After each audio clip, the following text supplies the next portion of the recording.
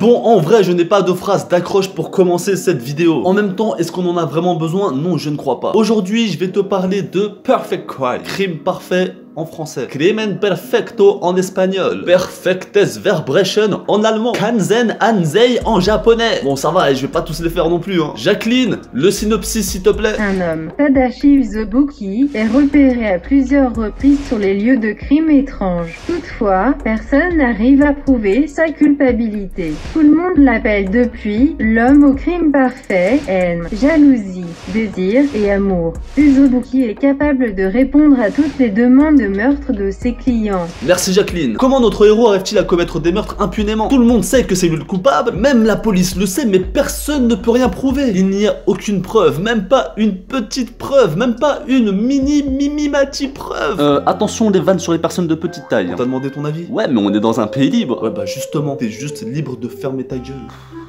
Et il se paye le luxe de narguer tout le monde, en se baladant tranquillement sur les lieux de ses crimes, les mains dans les poches. Crois-moi, même les taureaux sont jaloux de sa grosse paire de corones. C'est étrange, Johnson. Il n'y a aucune trace d'arme à feu ni d'arme blanche. Un suspect? Pas le moindre. On s'est pas déjà vu quelque part? Non. Ah, il y a quelque chose qui cloche avec vous. Je me baladais? Bah oui, je suis con. Bonne balade, hein.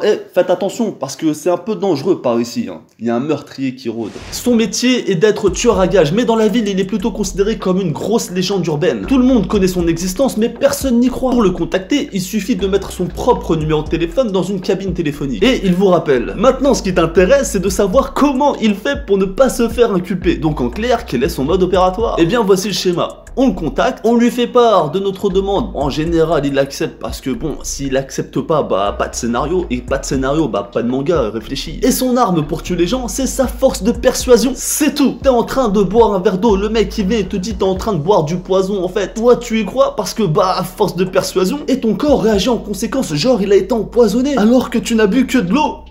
Et tu meurs. Le mec est insoupçonnable puisqu'il n'a rien fait d'illégal concrètement. Il t'a juste parlé. Et toi tu l'as cru. Et tu es mort. C'est du génie scénaristique. Bon, j'avoue, c'est un peu tiré par les veuches, mais c'est quand même du génie. C'est une série en 8 tomes, et dans chaque tome, tu as plusieurs petites histoires indépendantes. Le petit problème de ce manga, c'est que ça tourne vite en rond. Bon, en même temps, ça peut pas tourner en carré. Techniquement, si. Considérons que nous sommes dans une pièce de type carré, et que nous tournons de coin en coin. Là, on peut dire que nous tournons en carré. Mais je vais le défoncer, mais ferme-la. Ces petites histoires finissent tous par, au minimum, un meurtre. Et nous donnent à nous lecteurs une petite leçon de vie ou une morale si tu préfères. Donc en soi, oui c'est génial, mais ça devient vite redondant. Exemple d'histoire, il y a une jeune femme à peu près 20 ans qui est plutôt jolie et qui vient d'avoir un bébé. Le problème c'est que ce bébé-là, il lui gâche la vie parce qu'elle est jeune. Et elle veut profiter de la vie. Et quand je te dis profiter de la vie, c'est pas jouer à la play, non. C'est jouer avec des joysticks. Bah, t'as compris. Et elle demande au tueur de tuer son bébé. Ah, je te cache pas qu'après, il se passe des saletés, hein. Et des saletés meurtrières. Côté dessin, c'est plutôt correct, c'est plutôt même très très bon. Je vais te montrer quelques pages.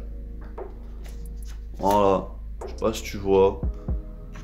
C'est plutôt joli. Comme dirait Jérôme, c'est de toute beauté. Peu à peu qu'on avance dans la lecture, on ressent comme une sorte de malaise, de la honte ou de la gêne, dans le sens où chacune des victimes du Sobuki, en apparence, sont des personnes random, ont un travail, vont à l'école, ont une vie tout à fait normale. Et lorsque le tueur entre dans leur vie et s'en prend à eux, on découvre une toute autre facette de leur personnalité, qui les entraîne directement dans les caves dégueulasses sales de l'enfer, tellement leur vie elle est noire. Et je te jure que j'abuse pas. En conclusion, c'est un très bon manga. En plus, une très belle jaquette, un peu en relief. J'aime bien, j'aime bien. Et coupé. C'était pas mal. Mais qu'est-ce qui t'arrive? Il a pété les plombs, lui. J'ai pas fini, du con. Ah, j'ai merdé. Bah, du coup, je fais quoi? Bah, du coup, je fais quoi? Bah, rallume. Si t'es toujours pas abonné, abonne-toi. Mets-moi un petit like, ça fait plaisir. Mets dans les coms.